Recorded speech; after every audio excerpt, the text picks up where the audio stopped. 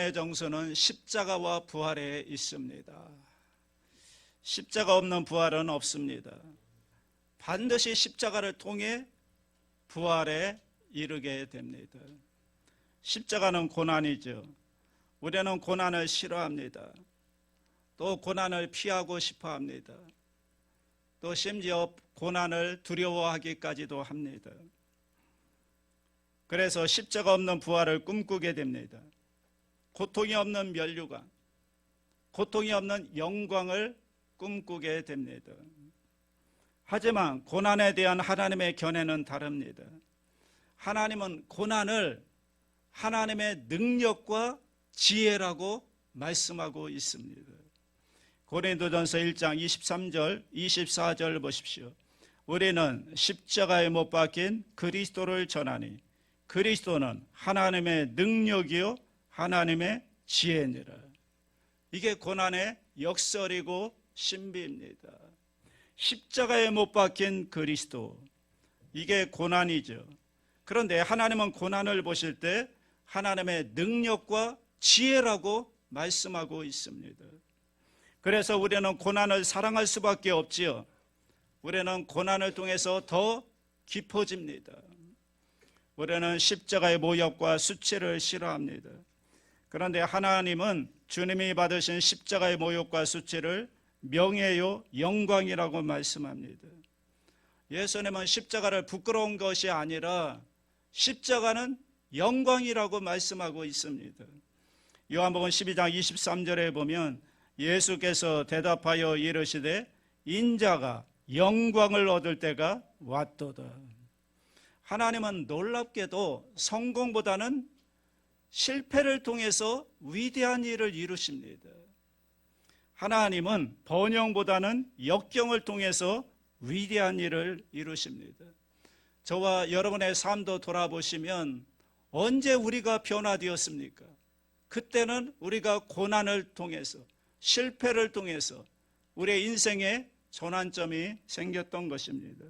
에릭 리들이라고 하는 유명한 분이죠. 달리기를 잘하는 분이고 나중에 선교사로 나간 분인데 이번에 이런 말을 했습니다. 하나님은 고난을 통해 승리를 맛보게 하시고 하나님의 멋진 사랑의 계획을 이루신다, 이렇게 말씀합니다. 하나님의 멋진 사랑의 계획은 십자가의 고난과 그리고 부활을 통해 나타난 것을 보게 됩니다. 결국은 고난의 십자가와 부활의 이야기는 하나님의 사랑의 멋진 계획이고 그리고 하나님의 사랑의 이야기인 것을 우리가 경험하게 됩니다. 이 사랑 속에 놀라운 비밀이 담겨 있는 것입니다. 이 부활 속에 놀라운 신비가 담겨 있습니다.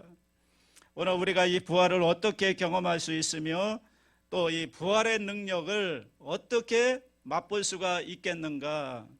첫째, 하나님은 부활을 경험케 하심으로 부활을 믿게 하십니다.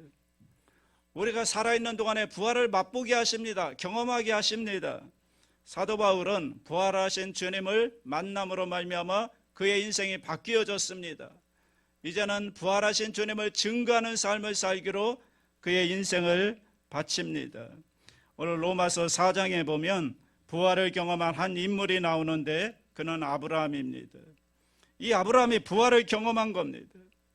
바울은 지금 사실은 아브라함의 이야기를 하려고 하는 것이 아니라 이 아브라함이 부활을 경험케 하신 하나님, 이 아브라함이 믿었던 하나님을 증거하는 것입니다.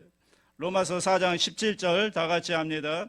기록된 바 내가 너를 많은 민족의 조상으로 세웠다 하심과 같으니 그가 믿은 바 하나님은 죽은 자를 살리시며 없는 것을 있는 것으로 부르시는 이시니라. 두 가지를 얘기하죠. 하나는 죽은 자를 살리셨다, 부활의 하나님. 또 하나는 없는 것을 있는 것으로 부르시는 하나님, 창조의 하나님을 얘기합니다. 두 가지를 얘기한 겁니다. 부활의 하나님, 창조의 하나님. 아브라함이 믿은 하나님이 이 두 가지의 하나님이라는 것입니다. 그런데 아브라함 스스로가 이 부활을 경험하게 됩니다.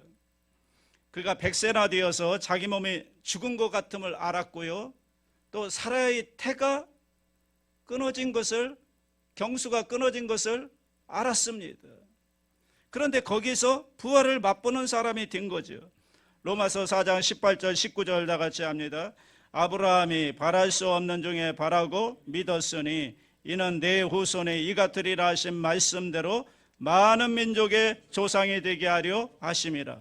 그가 100세나 되어 자기 몸이 죽은 것 같고 사라의 태가 죽은 것 같음을 알고도 믿음이 약하여지지 아니하. 사실 그는 죽었어요.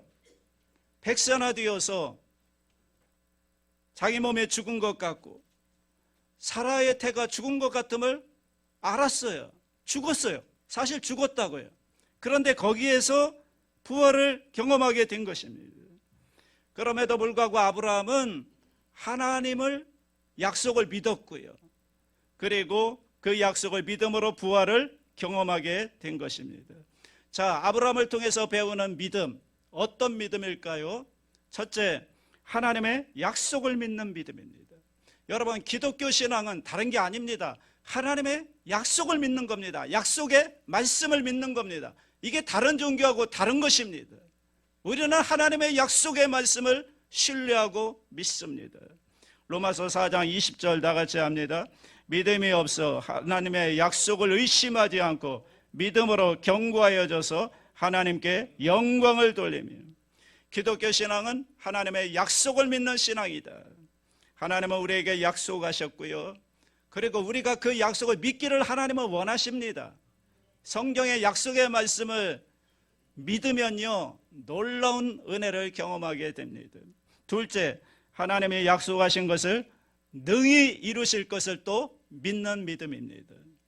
아브라함은 하나님의 약속을 받았습니다. 그리고 그 약속한 것을 하나님께서 능히 이루실 것을 확신하였습니다. 믿었습니다. 로마서 4장 21절 다 같이 하죠. 약속하신 것을 또한 능히 이루실 그들을 확신하였습니다. 놀라운 믿음이죠. 자, 우리가 어떤 분과 약속을 주고받을 때, 또 특별히 어떤 분이 우리에게 약속을 할 때 그 약속을 신뢰하기 위해서는 두 가지를 우리가 중요하게 보아야 합니다. 어떤 분이 나에게 약속을 했는데 그 약속을 내가 신뢰하려면 두 가지가 반드시 필요합니다. 첫째, 약속한 분의 인격을 통해 약속을 신뢰할 수가 있습니다. 어떤 분이 약속을 할 때 그분의 인격을 통해서 이분이 약속한 것은 내가 믿을 수가 있어. 그러니까 그분의 인격을 보고 우리가 약속을 신뢰할 수가 있습니다. 여러분, 하나님은 약속을 지키시는 분입니다. 반드시 지키셔요. 성경의 구약에 예언된 약속의 말씀이 거의 다 성취가 되고, 가장 중요한 약속의 성취가 예수 그리스도를 메시아를 보내주시다는 그 약속이 다 성취가 된 것이죠. 하나님은 말에 책임을 지시는 분입니다. 둘째로, 약속한 분의 능력을 통해 약속을 신뢰할 수가 있습니다. 여러분, 인격이 아무리 훌륭해도 능력이 없으면 그 약속을 지킬 수가 없는 거죠.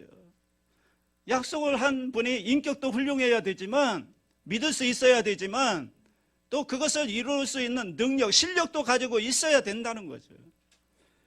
그런데 하나님은 약속을 지키시는 신실하실 뿐만 아니라 그 약속을 또 능히 이루실 수 있는 능력을 가지신 전능하신 하나님이라는 거예요. 그러니까 우리가 하나님의 약속을 신뢰할 수가 있는 거죠. 믿을 수가 있는 거죠. 아브라함의 믿은 하나님이 이 하나님이라는 거예요. 약속하신 하나님, 약속을 능히 이루실 수 있는 그 하나님을 믿었다는 것입니다. 자, 여기서 우리가 중요한 질문을 해야 됩니다. 그게 뭐냐면, 아브라함이 처음부터 이런 믿음을 가졌느냐는 거예요. 처음부터. 그러면 아니라는 거죠. 아브라함 많이 흔들렸어요. 하나님 믿었다가 또 의심하고 흔들리고, 믿었다가 의심하고 흔들립니다. 그런데 여기 여러분, 하나님께서 약속을 주셨는데 아브라함이 약속을 잘 믿지 않습니다. 자, 창세기 12장에 보면 하나님이 처음에 약속을 주셨죠. 그리고 15장에 가면 하나님이 또 나타나시고 아브라함이 하나님께 이렇게 말합니다. 나는 하나님 약속 못 믿겠는데요. 그래서 나의 종 엘리에셀을 후사로 삼겠습니다. 그럽니다. 그러니까 하나님이 아브라함을 밖으로 데리고 나가서 하늘의 무별을 보게 하죠. 그러면서 말씀하시죠. 이 하늘의 별과 같이 너의 후손이 많아질 것이다. 그때 또 아브라함이 그걸 또 믿어요. 자, 보시죠. 지금 아브라함의 이게 신앙이고 우리의 신앙입니다. 그런데 또 16장에 가면 아브라함이 사고를 또 쳐요. 하갈을 통해서 이스마엘을 낳아요. 하나님의 약속을 못 믿기 때문에 그런 일을 저지른 것입니다. 여러분, 이게 아브라함의 신앙이고 우리의 신앙입니다.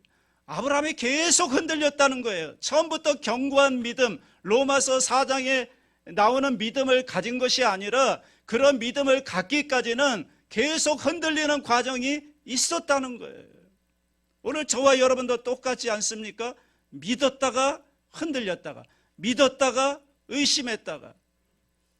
그러니까 우리의 믿음은 내가 갖는 믿음이라기보다는 하나님께서 그런 믿음을 가질 수 있도록 계속해서 우리에게 찾아오시고 설득하시고 은혜를 베풀어 주셔서 오늘날 우리가 이런 믿음을 갖게 된 것입니다. 여러 번 흔들리고요. 그 다음에 이스마엘을 낳은 다음에 하나님이 13년 동안 침묵하십니다. 언제까지 기다리냐면 이 아브라함이 자신이 죽은 것 같은 그런 지경에 이를 때까지, 사라의 태가 경수가 끊어질 때까지, 더 이상 아들을 생산하지 못할 때까지 하나님이 기다리십니다. 그리고 17장에 보시면 가시면 찾아오십니다. 찾아오셔서 나는 전능한 하나님이다. 엘샤다이 하나님인데 네게 아들을 주겠다 말씀하십니다. 그리고 거기서 그는 99세 나이에 하나님의 약속을 다시 받고 그때 하나님을 믿습니다. 사라의 경수가 끊어졌습니다. 다시 하나님이 찾아오셔서 말씀하십니다. 야훼께 능치 못할 일이 없겠느냐. 여기서 우리가 중요하게 깨닫는 것은 우리가 믿음을 갖고 살아가면서 우리의 믿음이 점점 견고해지는 것은 그것은 우리의 믿음이 강해서가 아니라 하나님이 계속적으로 우리에게 찾아오셔서 우리를 설득하시고 우리를 위로하시고 우리에게 그런 믿음을 갖도록 하나님이 베풀어 주신 이 은혜라는 거죠. 이 믿음조차도 나의 믿음이 아니라 하나님이 주신 은혜라는 거죠. 우리는 계속 흔들리죠. 여러분은 어떻습니까? 제 생애를 돌이켜보면 믿음이 자꾸 흔들리는 겁니다. 믿음의 조상인 아브라함처럼 목사인 저도 계속 흔들리는 겁니다. 믿었다가 의심했다가, 믿었다가 의심했다가 흔들리는 거죠. 그런데 그때마다 하나님이 찾아오셔서 다시 우리에게 믿음을 갖도록 은혜를 베푸시는 거예요. 그래서 오늘 우리가, 저와 여러분이 이런 믿음을 가진 것입니다. 그러니까 끝까지 하나님은 우리를 찾아오셔서 믿음을 갖도록 역사하시는 것입니다. 하나님의 은혜인 줄로 믿습니다. 둘째, 부활의 능력은 경이로운 능력입니다. 사도 바울은 이제 구약에서 부활을 맛보았던 아브라함의 이야기를 하면서 드디어 이제 예수님의 얘기를 하는 것입니다. 바울의 관심은요, 예수님이에요. 예수님 얘기를 하고 싶은 거예요. 로마서 4장 23절 25절 다 같이 합니다. 그에게 의로 여겨졌다 기록된 것은 아브라함만 위한 것이 아니요 의로 여기심을 받을 우리도 위함이니 곧 예수 우리 주를 죽은 자 가운데서 살리신 이를 믿는 자니라. 예수는 우리가 범죄한 것 때문에 내줌이 되고 또한 우리를 의롭다 하시기 위하여 살아나셨느니라. 하나님 아버지는 성령님을 통해서 죽으셨던 예수 그리스도를 부활시키셨습니다. 살아나게 하셨습니다. 이건 굉장히 놀라운 능력입니다. 바울은 이 부활의 능력을 경험할 때마다 또 생각할 때마다 이 부활의 능력이 너무너무 경이로워서 이것을 담대하게 증거하기를 원하는 것입니다. 에베소 1장 19절 20절 다 같이 합니다. 그의 힘의 위력으로 역사하심을 따라 믿는 우리에게 베푸신 능력의 지극히 크심이 어떠한 것을 너희로 알게 하시기를 구하노라. 그의 능력이 그리스도 안에서 역사하사 죽은 자들 가운데서 다시 살리시고 하늘에서 자기의 오른편에 앉히사. 그러니까 성령의 능력이 죽은 자 예수 그리스도 안에서 역사해가지고 예수님을 살리셨다는 것입니다. 오늘 부활의 능력을 몇 가지로 나누고 싶습니다. 첫째, 부활의 능력은 경이롭습니다. 경이롭다는 말은 놀랍다, 정말 놀라운 일이다. 유젠 피터슨은 부활이라는 책에서 이 부활이 가지고 있는 특성을 네 가지로 설명하는데 아주 좋은 설명이라고 생각합니다. 첫째, 경이로움입니다. 여인들이 무덤에 찾아갔을 때 이 부활하신 예수님의 이야기를 듣고 또 부활하신 주님을 만나고서 첫 번째 그들이 보인 반응이 뭐냐? 놀랐다는 거예요. 놀랐다는 거예요. 죽은 자 예수 그리스도가 살아난 걸 보고 놀라워했다, 두려워했다. 정말 경이로웠죠. 둘째는 친밀함입니다. 부활하신 주님이 제자들에게 찾아오시고 여인들에게 찾아오시고 그들과 만나 이야기하시고 음식도 같이 나누시고 또 자기의 그 못자국 난 손을 보여주시면서 그들을 대하시는 이 친밀하신 예수 그리스도. 셋째는 조용함입니다. 부활이 너무 조용하다는 거예요. 이 부활은 전 인류가 온 우주가 함께 즐거워하고 함께 흥분했던 그런 날인데 예수님의 부활이 너무너무 조용하고 소수의 사람들에게만 알려졌고 조용하게 나타났다는 거예요. 넷째는 평범함입니다. 그 당시에 부활을 경험했던 제자들은 전부 다 평범한 사람들이라, 어떤 종교 지도자들이 아니라는 거예요. 그냥 어부들이고 세리들이고 여인들이고 평범한 사람들에게 이 부활이 나타났다. 그래서 부활의 능력은 경이로움입니다. 둘째, 부활의 능력은 새로운 차원으로 들어가는 능력이라는 거예요. 아브라함이 경험한 부활은 굉장한 부활 같지만 그건 진정한 부활이 아닙니다. 왜냐하면 아브라함도 결국 죽었잖아요. 그죠? 사라도 죽고 이삭도 다 죽었습니다. 그런데 예수님은 부활하신 다음에 죽질 않아요. 새로운 차원에 들어간 거예요. 잘 보시면 예수님이 제자들을 만나서 이야기도 하고 음식도 같이 잡수시고 그리고 숨어있는 그 공간에 찾아오시기도 하고 또 갑자기 사라지시기도 하고, 이 부활의 세계는 새로운 차원의 세계라는 거예요. 예수님의 부활의 첫 열매로 오셨고요, 예수를 믿는 저와 여러분도 이 부활에 통해서 새로운 차원 속에 들어가게 될 것입니다. 예수님의 부활의 몸은 썩지 않았죠. 놀라운 능력입니다. 마지막 세 번째, 부활의 능력은 수동태의 믿음이 경험하는 능력이다. 아브라함의 죽은 것 같은 그의 몸과 사라의 태가 경수가 끊어진 것 같은 죽은 것 같을 때 아브라함과 사라가 한 게 뭡니까? 그들이 한 게 아무것도 없어요. 죽었잖아요. 몸이 죽은 것 같았잖아요. 할 수 있는 게 아무것도 없어요. 그런데 그때 수동태가 되었을 때, 아무것도 할 수 없을 때, 그때 하나님이 놀라운 일을 이루셨다는 거예요. 하나님의 역사가 그때 일어났다는 거예요. 여러분, 십자가에서 예수님이 수동태가 되셨죠. 3년 동안은 능동태로 열심히 살았죠. 자, 우리가 능동태로 살 때가 있습니다. 또 살아야 됩니다. 그러나 때로 우리가 아무것도 할 수 없을 것 같은 그런 수동태의 순간이 있다는 거예요. 언제입니까? 나이가 들 때. 나이가 들면 점점 수동태가 돼요. 또 언제요? 병들었을 때. 여러분, 수술대 위에 올라갔을 때 우리가 할 수 있는 게 뭐가 있습니까? 아무것도 없죠. 역경이 찾아왔을 때 아무것도 할 수 없을 때가 있습니다. 아무리 노력해도 안 될 때, 내가 손을 써봐도 아무 일도 할 수 없을 때, 수동태가 되었을 때, 그때 하나님이 놀라운 역사를 일으키신다는 거예요. 그런 걸 경험하게 됩니다. 여러분, 조금만 상상해 보세요. 예수님이 지금 무덤에 계십니다. 수동태입니다. 십자가에 못 박힐 때도 수동태였지만 무덤 속에 있을 때는 더더욱 수동태입니다. 할 수 있는 게 아무것도 없습니다. 그런데 수동태처럼 보이지만 사실은 그 속에서 역사하는 분이 계신 거예요. 성령님이 그 안에서 역사하고 계신 거예요. 성령님의 능력이 죽으신 예수 그리스도 안에서 역사하여 주셔서 예수님이 다시 부활하게 된 것입니다. 놀라운 능력이 나타난 거죠. 자, 우리가 수동태가 되어 있는 것 같습니다. 수술대에 올라가기도 합니다. 또 아무것도 할 수 없는 무력감 가운데 있을 때가 있습니다. 그런데 오히려 신비롭게도요, 하나님은 그때 나이가 많이 든 아브라함을 통해서, 나이가 많이 들었던 갈렙과 여러분 모세를 통해서 그때 놀라운 일을 이루신다는 거예요. 이제 나이가 들었으니까 내 인생 끝난 것 같은 수동태라고 생각할 것 같은데 하나님은 그렇게 하는 분이 아니라는 거예요.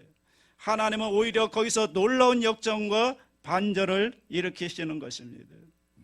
저는 연초에 좋은 경험을 했습니다. 갑자기 허리를 다치는 바람에 2주 동안 꼼짝도 못하고 누워만 있었습니다. 하늘만 쳐다봤습니다. 교회도 나올 수가 없었고요. 이런 무력감, 아무것도 할 수 없는 것 같은 수동태의 삶, 그때 좌절감을 많이 느낍니다. 그래서 바라본 게 하나님입니다. 누워있으니까 하나님만 바라보게 되잖아요. 하나님을 바라보는데 하나님께서 이런 말씀을 하시는 것 같습니다. 내가 아무것도 하지 못할 때, 네가 아무것도 하지 않아도 교회는 내가 움직인다. 하나님이 그렇게 말씀하시는 것입니다. 내가 아무것도 하지 못할 때도 우리 장로님들과 우리 성도님들을 통해서 내 교회는 나 하나님이 움직인다. 이렇게 말씀하시는 거죠. 여러분, 나를 신뢰하지 말라는 거죠. 하나님의 교회를 움직이는 건 나 하나님이 움직이신다. 여러분, 이런 믿음을 가지시기 바랍니다. 예수님이 죽어서 수동태 가운데 있는 것 같지만 그런데 그 안에서 역사하는 분이 계십니다. 누굽니까? 성령님이 역사하고 계신 거예요. 성령님이 죽은 예수 그리스도 안에서 역사하사 예수님을 다시 살리시는 겁니다. 부활케 하시는 것입니다. 오늘 저와 여러분 속에도 성령님이 계십니다. 성령님이 역사하고 계십니다.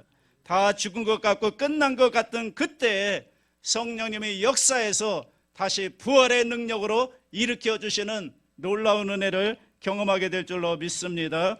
그러므로 여러분, 예수님의 부활을 통해 소망을 품고 사시기 바랍니다. 이 부활은 반드시 소망과 연결되어 있습니다. 베드로전서 1장 3절 다 같이 합니다.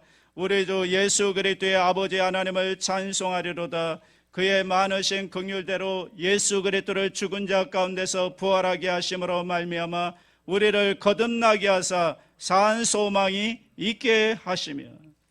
소망은 정말 중요한 거죠. 시편 71편 14절 다 같이 합니다. 나는 항상 소망을 품고 주를 더욱더욱 찬송하리로다. 나는 항상 소망을 품고 주를 더욱더욱 찬송하리로다. 때가 되면 이 소망이 현실이 되어버리는 거죠. 마틴 루터가 이런 말을 했습니다. 하나님을 소생하는 풀잎마다, 피어나는 꽃잎마다 부활의 약속을 새겨 놓으셨다. 와, 너무너무 아름다운 표현이죠. 소생하는 풀잎마다, 피어나는 꽃잎마다 부활의 약속을 새겨 놓으셨다. 아침에 나오는데 벚꽃이 활짝 폈더라고요. 겨울에는 다 죽은 것 같았는데 거기에서 꽃잎이 나오고 다시 부활의 그 놀라운 역사를 하나님이 보여주시는 것이죠. 나무마다 하나님의 부활의 생명을, 부활의 능력을 여러분 나무를 통해서 새겨 놓으셨다는 거죠. 그래서 바울은 고린도전서 15장 31절에 나는 날마다 죽노라. 날마다 죽고 태어나는 것이죠. 이게 침례입니다. 우리가 죽고 태어나는 게 침례입니다. 로마서 8장 11절 다 같이 합니다. 예수를 죽은 자 가운데서 살리신 이의 영이 너희 안에 거하시면 그리스도 예수를 죽은 자 가운데서 살리신 이가 너희 안에 거하시는 그의 영으로 말미암아 너희 죽을 몸도 살리시리라. 아멘. 우리 안에 성령의 역사가 있는 거죠. 예수님이 죽었을 때 그 안에 성령이 역사해서 예수님을 살리신 것처럼 저와 여러분도 하나님의 성령이 거하고 계시기 때문에 우리의 죽을 몸도 다시 살리신다는 이 놀라운 소망을 바울이 지금 전해주고 있는 것을 봅니다. 죽음이 잠시 예수님을 이긴 것 같았지만 부활의 능력이 죽음을 삼켜버렸습니다. 부활의 능력이 사망 권세를 깨뜨리셨습니다. 그리고 주님이 부활하셨습니다. 오늘 예수 믿는 저와 여러분에게도 성령의 능력이 함께하고 있기 때문에 이 부활의 능력과 소망이 저와 여러분에게 있는 줄로 믿습니다. 이게 기독교인 줄로 믿습니다. 그러므로 여러분, 어떤 어려움과 고난이 있다 할지라도 낙심하지 마십시오. 우리 안에 성령이 역사하고 계십니다. 성령의 능력이 여러분을 다시 일으켜 주실 줄로 믿습니다. 소망을 주실 줄 믿습니다. 이 믿음과 소망으로 승리하며 살아가시기를 주의 이름으로 축원합니다.